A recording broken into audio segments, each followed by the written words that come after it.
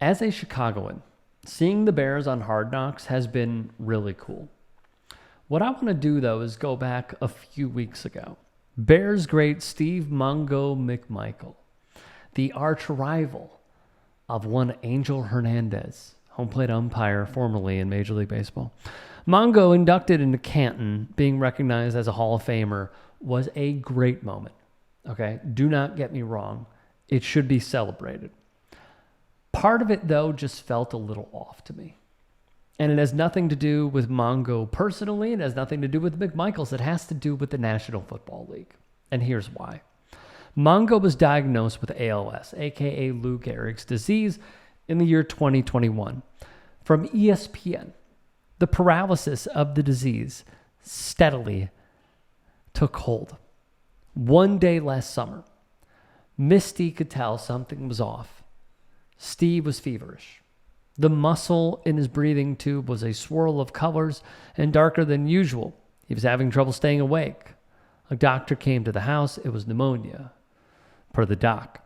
So they knew this could mean the end for the once powerful force of a defensive tackle.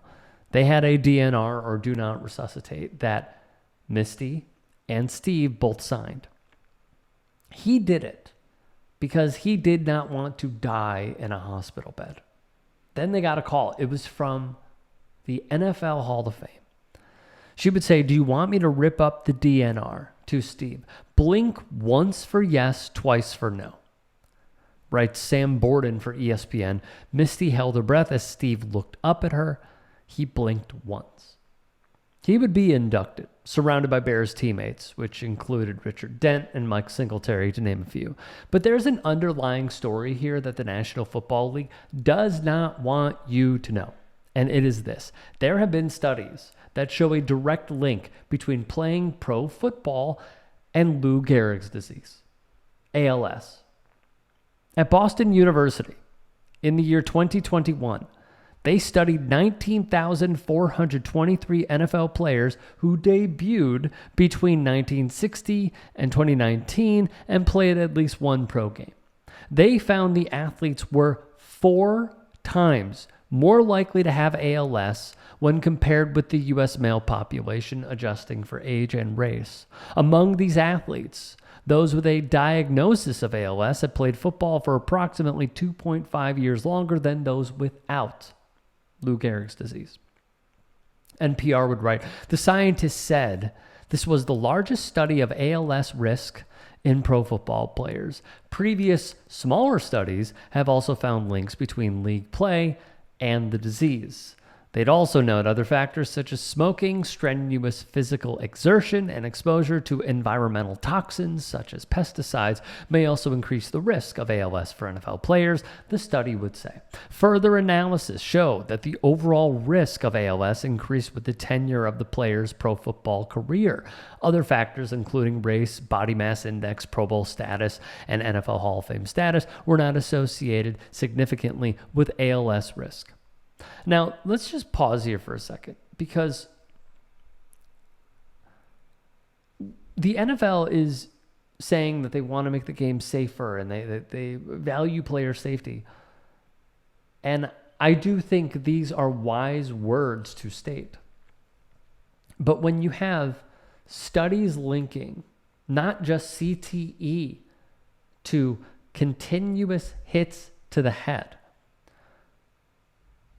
and then you also have the practices of race norming. And there are studies linking hits to the head and ALS. How can you value player safety when you want to increase the number of games? How can you value player safety when we are still so far behind when it comes to player safety?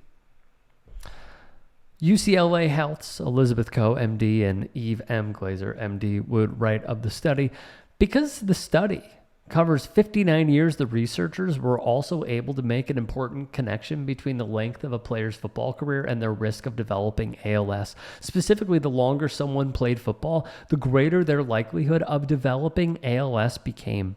Those players who develop ALS played more than 50% longer than those who did not.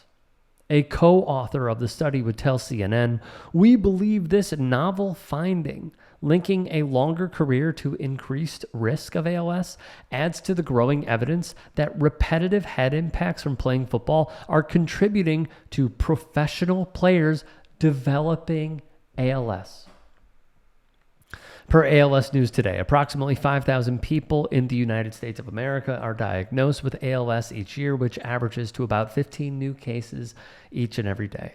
It is estimated that up to 20,000 Americans have the disease at any given time. Depressingly, there is no cure for ALS. For most people, the disease will progress over 3 to 5 years, making voluntary movements of arms and legs impossible. In other people, the disease can rapidly get worse over a few months or have a very slow course over many years. Each person is affected differently. Dr. Ann McKee, Chief of Neuropathology of VA Boston Healthcare System and Director of the BUCTE Center. Also, very quickly before I go forward, someone the NFL absolutely despises because she, along with a few others, blew the lid on the link between continuous hits to the head trauma, and CTE, which is undoubtedly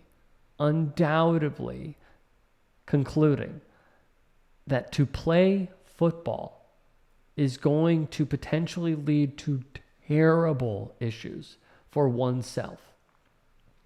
She would add, "In our brain bank, we have found a similar relationship between a longer football career and an increased risk of other neurodegenerative diseases, including CTE, which can cause Parkinson's.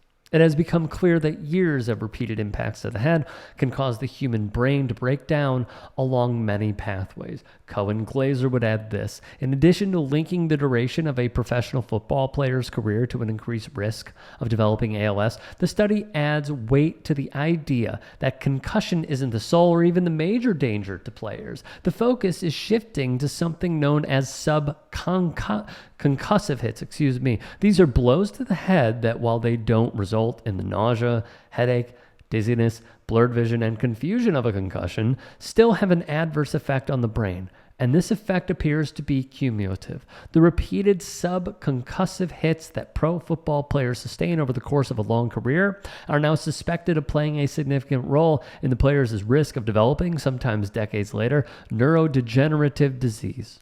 ALS News Today has more. Notably, this association implies that reducing hits to the head could decrease the risk of ALS and also other brain diseases such as CTE that have been linked with playing pro football in recent years. According to the co-author of the study, more than 2/3 of hits to the brain that occur while playing tackle football happen during practices. From that doctor once more, that means we could reduce every athlete's exposure to repetitive head impacts and their possible long-term effects up to 2/3 just by changing how we practice, which is a good thing. I need to be very clear. It is a very good thing. But as I was watching this, and I also want to be very clear about this, there is no knock on someone choosing to play football. What I find to be rather interesting is the National Football League will view this as a feel-good story. And there is an element to that it is a feel-good story, that someone who has been waiting to be inducted into the Hall of Fame that is, we believe, nearly on their deathbed getting inducted. That is great. That is awesome. But as we slowly peel back the curtain and understand the risks and ramifications of playing pro football, if the studies lead and the data leads us to hard, concrete evidence that this man, Steve Mongo McMichael, a brute force who is now stricken to a bed and breathing tubes, probably ended up this way because of playing pro football. It needs to be stated.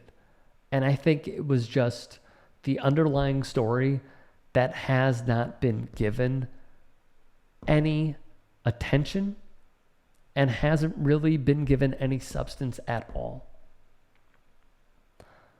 And yeah, that's where I stand on it. If you can and are willing, please become a paid member here at TYT Sports. And or go to tyt.com/join. In addition, you can follow me on Twitter, Instagram, and TikTok. Appreciate it. Have a great day.